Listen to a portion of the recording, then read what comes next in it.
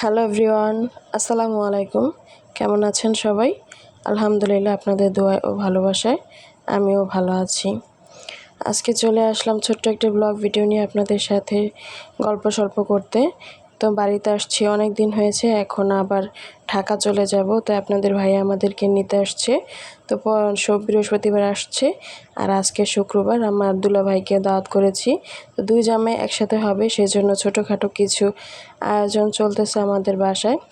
এখানে আমি আর আমার বড় আপু মিলে দুজনে রান্না করতেছি, আর আমার আম্মু হচ্ছে নায়নাত করে নিয়ে আনন্দ করতেছে, খেলা করতেছে।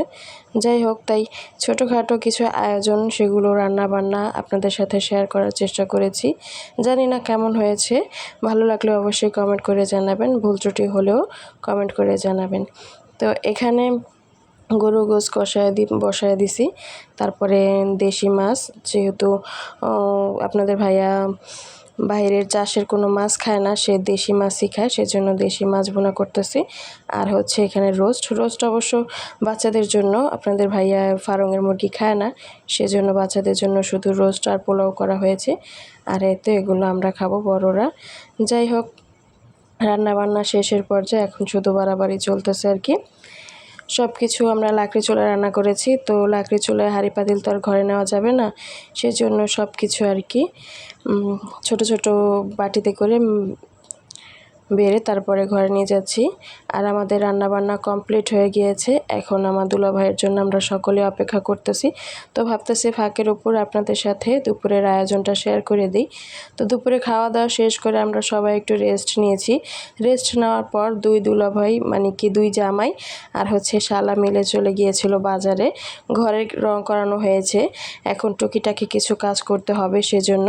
তো জানালার তারপরে দরজার উপরে যে পর্দা লাগানো স্ট্যান্ড আছে সেগুলো আনতে গিয়েছিল। এখন তিনজনে মিলে আর কি সেগুলো লাগাইয়া দিতেছে সন্ধ্যার পর আর কি। পরের দিন সকালে, আজকের এই ভিডিওটা আমি 2 দিন মিলিয়ে করেছি। একদিনে ভিডিওটা ছোট হয়ে যায়, সেজন্য একটু একটু করে ভিডিও জোড়া লাগিয়ে আপনাদের সাথে শেয়ার করতেছি। তো পরের দিন সকালবেলা আমরা ঢাকা চলে যাব, সেজন্যই তো আর কি দুধ আর শাকসবজি যা নিব সেগুলো রেডি করতেছে। আর আজকে আমাদের বাসায় সোফা আনা হবে, সেই যে পিকআপে করে সোফা আনবে সেটাতে করে আমরা চলে যাব। তাই সেই ভাইয়ার জন্য ছোটোখাটো কিছু নাস্তার আয়োজন চলতেছে, যেহেতু উনি খুব সকালবেলা রওনা দিয়েছে আর আমাদের এখানে এসে সকালে নাস্তা করবে। আর পরিচিত ভাইয়া উনি, সেজন্য আমাদের সোফা এসে পড়েছে। সোফা দেখে রুমেসা পাখি কি বলে শুনুন।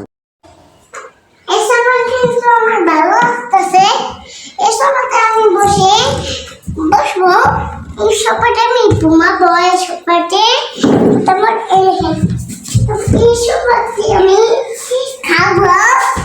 আর আমার এই সোফাতে আমি বসবো।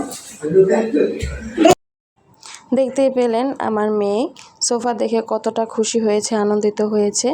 যাই হোক, এখানে তো ঘরে সেটিং করার চেষ্টা চলতেছে, একদমই কোনো ম্যাচিং হচ্ছে না। এটা এখান থেকে ওটা এখান থেকে ওখানে, এগুলো সরিয়ে দেখতেছে যে কিভাবে বসাইলে আর কি সেট হয়। তো সোফাটা যেহেতু অনেক বড়, আমাদের ড্রয়িং রুমটা পুরোই ভরে গিয়েছে। ছোট্ট একটা দুজনের খাট আনা হয়েছে, তারপরও কিন্তু এখানে হয়নি। সামান্য কিছু জায়গার কারণে খাটটা পুরোপুরি বসেনি, দেখতেই পারবেন। খাটটাও এখন সাজানো হচ্ছে। আসলে ঘরে জিনিসপত্র ভরা ভরা থাকলে আসলে মনটাও খুব ভালো লাগে, তাই না বলুন? পুরো লুকটা এখন আপনাদের সাথে শেয়ার করে দিলাম। আর ভিডিওটা কেমন লেগেছে অবশ্যই কমেন্ট করে জানাবেন, আর ঘরটা কেমন লেগেছে তাও জানাবেন। আলহামদুলিল্লাহ, ঘরটা এখন দেখতে খুবই ভালো লাগতেছে আর মনটাও ভালো লাগতেছে, তাই না বলুন? আজ এই পর্যন্ত, আবার দেখা হবে অন্য কোনো ভিডিওতে। আসসালামু আলাইকুম।